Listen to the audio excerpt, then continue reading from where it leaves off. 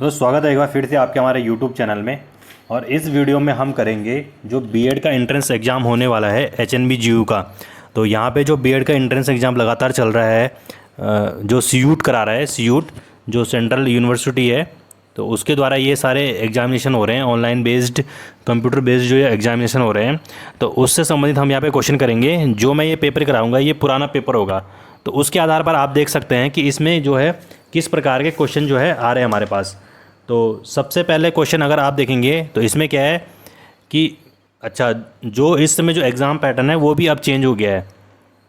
पहला जैसा आपने देखा होगा जो एग्ज़ाम पैटर्न था, तो एग्ज़ाम पैटर्न क्या था पहले कि पहले 200 नंबर का क्वेश्चन पेपर आता था। ठीक है, तो जब 200 क्वेश्चन नंबर का क्वेश्चन पेपर आता था पहले, तो उसमें क्या होता था, 100 नंबर का तो आपका लैंग्वेज का होता था और 100 नंबर का आपका सब्जेक्ट कंसर्न होता था। लेकिन अब सीयूट आ गया है जो ऑनलाइन बेस्ड एग्ज़ाम हो रहा है, उसमें क्या कर दिया गया, आप 100 नंबर का पेपर कर दिया गया आपका, जिसमें आपका क्या होगा 25 लैंग्वेज का पेपर होगा। लैंग्वेज का मतलब ये है कि अगर आपने हिंदी चूज की होगी तो आपका क्या हो जाएगा, हिंदी से संबंधित क्वेश्चंस आएंगे, और अगर आपने इंग्लिश चूज़ की होगी तो आपको इंग्लिश से संबंधित क्वेश्चंस आएंगे। ठीक है, और 75 मार्क्स में जो आएगा आपका, वो आएगा सब्जेक्ट आपका। जैसे कि आपका सब्जेक्ट बीएससी है, तो अगर आपका सब्जेक्ट बीएससी है तो आपको फिजिक्स, केमिस्ट्री और बायोलॉजी दिखाई देगी। लेकिन आपका सब्जेक्ट अगर वहीं आर्ट्स है तो आपको सोशल साइंस वगैरह दिखाई जाएगी, या अगर आपका कॉमर्स है तो आपको कॉमर्स उसमें दिखाई देगी। लेकिन इसके साथ साथ जो 75 मार्क्स नंबर है, उसमें आपको क्या है, साथ साथ में क्या करना होगा कि टीचिंग एप्टीट्यूड की तैयारी भी करनी होगी आपको। ठीक है, तो ये 75 और 25 मार्क्स मतलब 100 मार्क्स ये हो गए आपके। तो चलिए इस वीडियो की शुरुआत करते हैं। ये प्रीवियस एग्ज़ाम पेपर है बीएड का, तो उसमें देखते हैं उसमें किस प्रकार के क्वेश्चंस आपके आए थे, तो उसके हिसाब से आप अपनी क्या कर सकते हैं, तैयारी कर सकते हैं। तो ये जो क्वेश्चन है, सबसे पहला क्वेश्चन क्या है कि भारतीय संविधान सभा के प्रथम दिन के अधिवेशन की अध्यक्षता किसने की थी। तो जो संविधान सभा का जो गठन हुआ था वो 9 दिसंबर 1946 को हुआ था। ठीक है, तो 9 दिसंबर 1946 को हुआ था। और उसमें जो संविधान सभा के जो प्रथम अध्यक्ष थे वो कौन थे, डॉक्टर राजेंद्र प्रसाद थे, पंडित जवाहरलाल नेहरू थे, डॉक्टर भीमराव अम्बेडकर थे, या डॉक्टर सच्चिदानंद सिन्हा थे।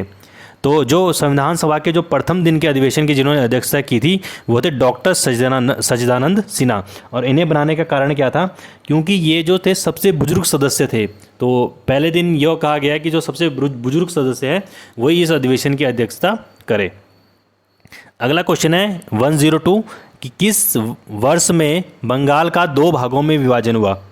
ठीक है, तो लॉर्ड कर्जन जो है गवर्नर जनरल बनकर भारत आता है 1905 में, और इसी साल वो क्या करता है कि बंगाल का 2 भागों में विभाजन कर देता है। तो इसका सही आंसर होता है 1905। तो एक तो पूर्वी बंगाल जो बांट देता है और दूसरा पश्चिम बंगाल। तो पूर्वी बंगाल जो आज का बांग्लादेश है वो, और पश्चिम बंगाल जो आज का पश्चिम बंगाल है ही, अब उसका नाम बंगाल हो चुका है। ठीक है, उसका कारण क्या था, फूट डालो और शासन करो की नीति का भारत में क्या करना, शुरुआत करना। अगला क्वेश्चन है 103 लॉर्ड मैकाले संबंधित थे। तो लॉर्ड मैकाले किससे संबंधित थे, सेना के सुधार से, सती प्रथा की समाप्ति से, अंग्रेजी शिक्षा के सुधार थे, या अस्थायी बंदोबस्त से। तो सबको पता है कि लॉर्ड मैकाले ने भारत में अंग्रेजी शिक्षा की क्या की थी, शुरुआत की थी। तो इसका सही आंसर क्या हो जाएगा, अंग्रेजी शिक्षा। अगला क्वेश्चन है 104। तो 104 क्या है कि लोक नायक की उपाधि किसने प्रदान की थी। तो लोक नायक की उपाधि किसने प्रदान की थी, जयप्रकाश नारायण ने, एजी टिकरी ने, महात्मा गांधी ने, या जवाहरलाल नेहरू ने। तो इसका सही आंसर क्या हो जाएगा, जयप्रकाश नारायण ने। तो लोक नायक की जो उपाधि थी वो जयप्रकाश नारायण को क्या की गई थी, दी गई थी। अगला क्वेश्चन है किसी पदार्थ का वो केंद्र जहां उसका संपूर्ण भार प्रवाही होता है कहलाता है। ठीक है, तो पदार्थ का जो केंद्र है उसमें उसका संपूर्ण भाग प्रवाही होता है, उसे क्या कहते हैं। ठीक है, तो 105 का आ जाएगा आपका गुरुत्व केंद्र। ठीक है, तो इसका सही आंसर क्या हो जाएगा, गुरुत्व केंद्र। ठीक है, अगला बहुत इजी सा क्वेश्चन है, बहुत फेमस ये राइटर है कि one night at the rate call centre के लेखक कौन थे।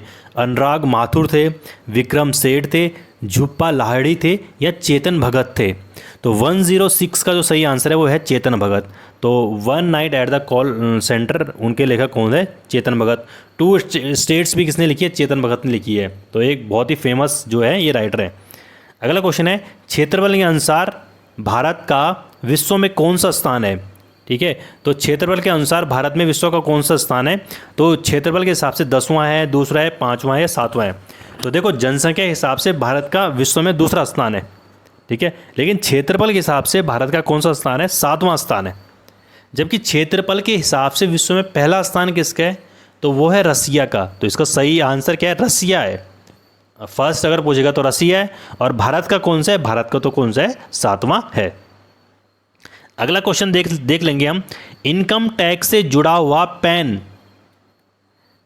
का पूर्ण रूप है। तो पैन की फुल फॉर्म क्या होती है? तो आपको ऐसे एटीएम की फुल फॉर्म क्या होती है, पैन की फुल फॉर्म क्या होती है, ऐसे क्वेश्चंस इसमें क्या है आते हैं। तो परमानेंट अकाउंट नंबर है, पेमेंट अकाउंट नंबर है, पासबुक अकाउंट नंबर या इनमें से कोई नहीं। तो इसमें क्या है? परमानेंट अकाउंट नंबर है, ठीक है। तो पैन का पूर्ण रूप क्या है यहाँ पे? परमानेंट अकाउंट नंबर है। तो चलिए अगला क्वेश्चन देख लेते हैं। 108 क्वेश्चन हम इसमें कर चुके हैं। तो 108 क्वेश्चन हम ये है, सन 1920 में ओलंपिक खेल किस देश में आयोजित किए गए?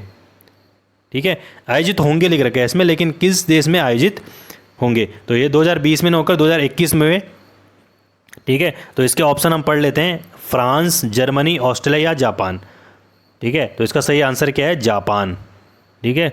अगला क्वेश्चन हम देख लेते हैं, जब भारत स्वतंत्र हुआ था उस समय इंग्लैंड का प्रधानमंत्री कौन था? ठीक है, तो इंग्लैंड का जब प्रधानमंत्री कौन था जब भारत स्वतंत्र हुआ था? तो लॉर्ड माउंटबेटन थे, विंस्टन चर्चिल थे, क्लीमेंट एली थे या लॉर्ड इरविन थे? तो इसका सही आंसर क्या होगा?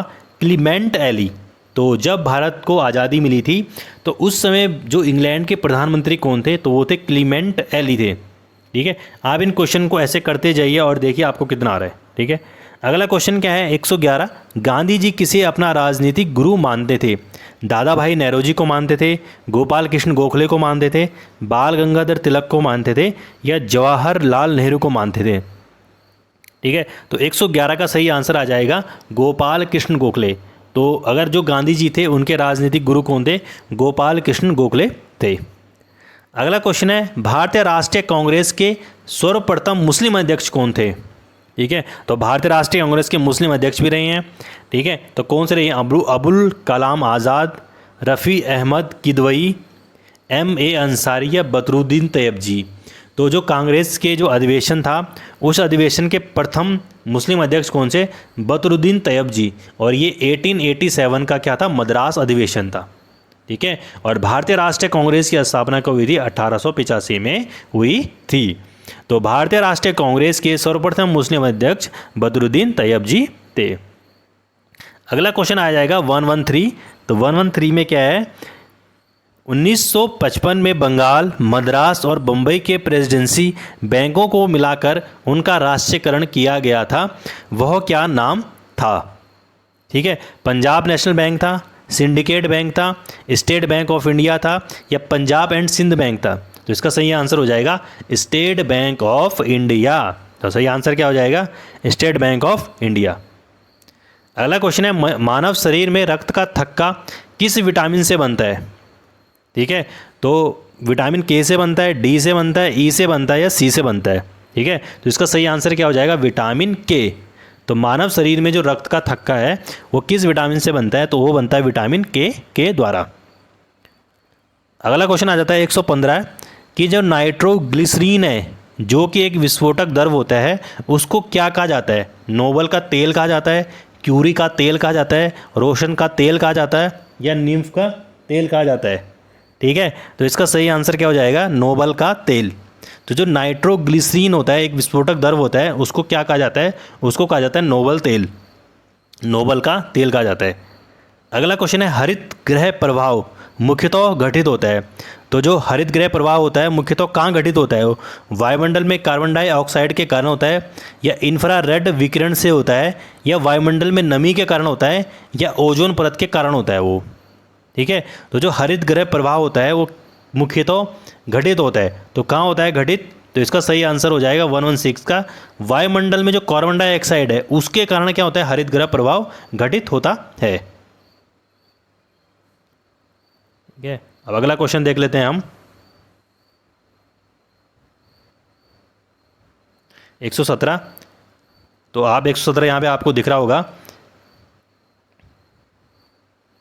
जो अखिल भारतीय मुस्लिम लीग की स्थापना है वो किसने की थी?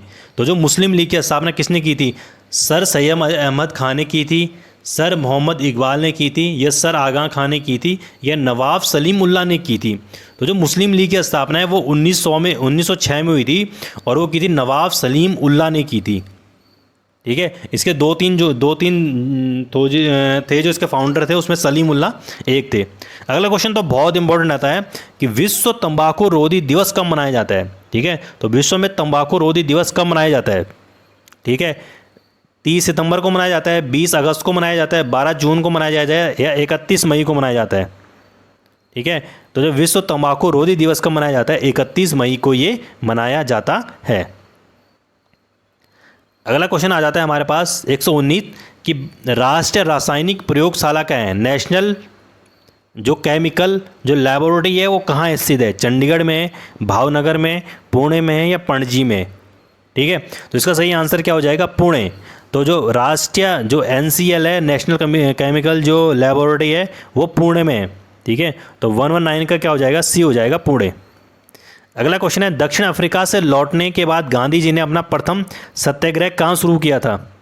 ठीक है, तो जब गांधी जी जो है अफ्रीका से लौटे थे, उन्होंने अपना प्रथम सत्याग्रह कब शुरू किया गया था? वो तो चौरा चौरी था, डांडी था, चंपारण था, या बारडोली था? तो उनका प्रथम जो सत्याग्रह था वो था चंपारण, और ये था 1917 में। अगला क्वेश्चन है महाराष्ट्र में जो एलोरा की जो गुफाएं उनका निर्माण किसके शासनकाल में हुआ था? ठीक है, राष्ट्रकूटों के समय हुआ था, पल्लव के समय हुआ था, पाल के समय हुआ था, चोल के समय हुआ था? तो जो महाराष्ट्र में जो एलोरा की जो गुफाएं हैं उसका जो निर्माण हुआ था वो राष्ट्रकूटों के समय हुआ था। ठीक है, तो 121 का क्या हो जाएगा? ए। तो जो एलोरा की जो गुफाएं हैं उसका निर्माण किसके शासनकाल में हुआ था? राष्ट्रकूट के समय हुआ था। अगला क्वेश्चन जो सिख गुरु अर्जुन देव है उनका वध किसके शासनकाल में हुआ था? ठीक है, तो बहुत इंपॉर्टेंट क्वेश्चन यहाँ पे बन जाता है कि जो अर्जुन देव थे उनका तो क्या हुआ था? वध ही कर दिया था। ठीक है, किसने किया था? हुमायूं ने, अकबर ने, शाहजहां ने, या जहांगीर ने? ठीक है, तो 122 का आ जाएगा डी। जो जहांगीर था उस जहांगीर के शासनकाल में क्या कर दिया था? अर्जुन देव का वध कर दिया गया था। अर्जुन देव कौन थे? गुरु, सिखों के क्या थे? एक गुरु थे, सिखों के गुरु थे। अगला क्वेश्चन है मुगल शासन ने जो मनसबदारी प्रणाली है उसका प्रवर्तन किसके द्वारा किया गया था? शाहजहां, अकबर, जहांगीर और बाबर? तो 123 का क्या हो जाएगा? अकबर ने क्या था? मनसबदारी प्रणाली चलाई थी। मनसबदारी प्रणाली क्या थी? एक ये सैन्य व्यवस्था थी जिसमें वो क्या करता था, जो उसके सैनिक होते थे तो उन सैनिकों को क्या करता? मनसब प्रदान करता था। ठीक है, तो अकबर के शासनकाल में मनसबदारी प्रणाली शुरू थी और ये क्या थी? एक सैन्य व्यवस्था थी। ठीक है, अगला क्वेश्चन पढ़ लेते हैं कि भारत में किस आयोग द्वारा केंद्र राज्यों के संबंध का परीक्षण किया गया है? तो केंद्र और राज्यों का परीक्षण कौन करता है? सरकारी आयोग करता है, ठक्कर आयोग करता है, मंडल आयोग करता है, या लिंग दोह आयोग करता है? ठीक है, तो जो केंद्र और राज्यों के संबंध में जो परीक्षण है वो करता है हमारा सरकारी आयोग। सरकारी आयोग का कार्य ये है कि जो केंद्र और राज्यों के संबंध है उनको क्या परीक्षण करे कि जो केंद्र और राज्य के संबंध बीच में कैसे कैसे संबंध चल रहे हैं। ठीक है, तो इसका सही आंसर हो जाएगा ए। और 125 क्वेश्चन है जो सर टॉमस रो है वो किसके शासनकाल में भारत आए थे? ठीक है, जहांगीर के शासनकाल में आए थे, अकबर के आए थे, शाहजहां के आए थे, कि औरंगजेब के आए थे? ठीक है, तो 1915 में सर टॉमस रो किसके शासनकाल में भारत आए थे? जहांगीर के शासनकाल में भारत आए थे। ठीक है, तो आज हमने 25 क्वेश्चन किए हैं। ये जो HNB का जो B.Ed का जो एग्ज़ाम हुआ था उसके प्रीवियस ईयर क्वेश्चन पेपर हैं, तो आप इस पैटर्न को देखिए और कैसे ये पैटर्न होता है। ठीक है, तो चलिए, धन्यवाद।